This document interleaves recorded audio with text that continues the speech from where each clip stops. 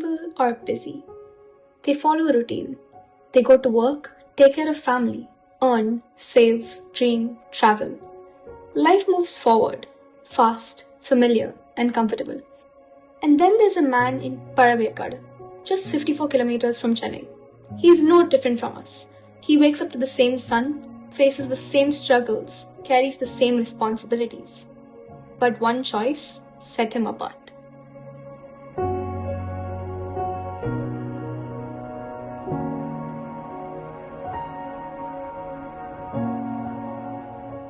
படிப்பு வசதி பசங்களுக்கு டியூஷன் படிக்கிறதுக்கு அந்த புக்கு பேனா பென்சிலு அந்த சாப்பாட்டுக்கு எல்லாமே அந்த சார் தான்.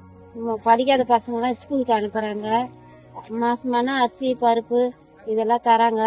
வயசானவங்களுக்குலாம் கொஞ்சம் ஹாஸ்பிட்டல் இது அதெல்லாம் வீட்டு போய் பார்க்குறாங்க. கொஞ்சம் கரண்ட்டு மழை ஆனாக்கா கரண்ட் இல்லை எங்களுக்கு, அதெல்லாம் கொஞ்சம் உதவி பண்ணுறாங்க. தனியா கவர்மெண்ட்ல இருந்து பேசி லைட் கொடுத்துருக்கோம். இல்ல அதிகாரியா வர வைக்கிறேங்க நான், ஓகேங்களா?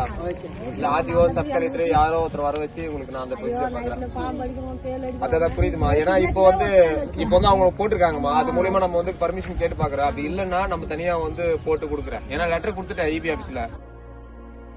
While many choose to look away, he chose to look closer. While life demanded only survival, he chose service.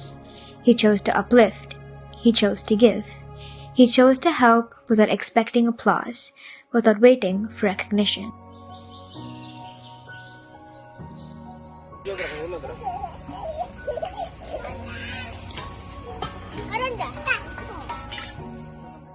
In a world rushing ahead, he paused for others. In a place forgotten by many, he became hope. Not because he had more, but because he gave what he could.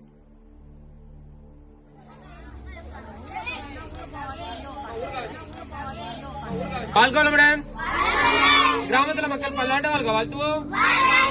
இன்றைய கண்ணன் ஐயா அவர்களின் பிறந்தநாள் முன்னிட்டு உணவு ஒரு பல்லாண்டு வாழ்க வாழ்த்துவோம். கண்ணன் ஐயா அவர்களின் தொண்டு சிறந்த வாழ்க வாழ்த்துவோம். அவரது உறவினர்கள் குடும்பத்தினர்கள் என்று பல்லாண்டு வாழ்க வாழ்த்துவோம். கண்ணன் ஐயா அவர்கள் ஈடாய் பெற்ற உணவு பெற்ற ஆரோக்கியம் பெற்ற சிறந்த வாழ்க வாழ்த்துவோம். வணக்கம், என் பேர் ஆறுமுகம். இன்னைக்கு ஒரு தனியார் பள்ளியிலோட ஆசிரியரா இருக்கேன். இன்னைக்கு 8 டிகிரி முடிச்சிருக்கேன். இந்த 8 டிகிரி படிக்கிறதுக்கு ஒரு பெரும் உதவியா வந்து எங்க அம்மா எல்லாருமே எனக்கு பெரிய சப்போர்ட்டா இருந்தாங்க. அப்போ எண்ணற்ற கிராமங்கள்ல எண்ணற்ற குழந்தைங்க வந்து படிக்க முடியாம ரொம்ப வறுமையில இருக்காங்க. அவங்கள வந்து நான் என்ன பண்ணேன்னா 800 குழந்தைங்களுக்கு மேல டிராப் அவுட் குழந்தைங்களை கண்டுபிடிச்சு எதுவுமே அரசு பள்ளி தனியார் பள்ளியில சேர்த்தேன். அதன் பிறகு வந்து எல்லா ஊர்லயுமே வந்து மாலை நேர வகுப்பு தொடங்கணும், ஒவ்வொரு குழந்தைகளுமே கல்வி கற்க வேண்டும் என்பதற்காக இலவசமான பாடசாலையை ஆரம்பிச்சு இன்னைக்கு 30க்கும் மேற்பட்ட கிராமங்கள்ல வந்து இன்னைக்கு கல்வி கற்கிறாங்க. இங்கெல்லாம் மாற்றுத்திறனாளிகள் இருக்காங்களோ அவங்களை கண்டறிந்து அவர் வீட்டுக்கு போயிட்டு அவங்களுக்கு தேவையான உபகரணங்கள் வந்து வழங்கிட்டு இருக்கோம். வீல் சைக்கிள், அவங்களுக்கு தேவையான டூல்ஸ் எல்லாமே கொடுத்துட்டு இருக்கோம். பசி பட்டியமா இருக்கிற ஒவ்வொரு கிராமங்கள்ல இருக்கக்கூடிய குழந்தைங்க பெரியவர்களை தேடி தினசரி 500 நபர்களுக்கு வந்து உணவு வழங்கிட்டு இருக்கோம். வருங்காலத்துல இந்த மாதிரி இருக்கக்கூடிய பழங்குடியினர் கிராமங்கள், நரிக்குறவர்கள் எங்கேயுமே வந்து கல்வி அறிவு இல்லாம இருக்கக்கூடாது. நிச்சயமா அவங்க வந்து கல்லூரி வாழ்க்கைக்கு எல்லாருமே செல்லணும். ரொம்ப வறுமையில இருந்து படுப்பதற்கு இடம் இல்லாம சாப்பிடறதுக்கு கூட உணவு இல்லாம ரொம்ப கஷ்டப்பட்டு இருந்தேன். அந்த சூழ்நிலையில இருந்து நான் படிச்சு இன்னைக்கு ஒரு 8 டிகிரி முடிச்சிருக்கேன். இந்த உலகத்துல இருக்கக்கூடிய எல்லாருமே ஒரே குடும்பமா நினைத்து நாம் அனைவரும் ஒன்றாக இருப்போம். இந்த உலகம் ஒரே குடும்பம் என நினைப்போம். அனைவரும் ஒற்றுமையாக வாழ்வோம். இந்த உலகத்துல அனைவருமே நம்மளோட உறவுகளாக நேசிப்போம்.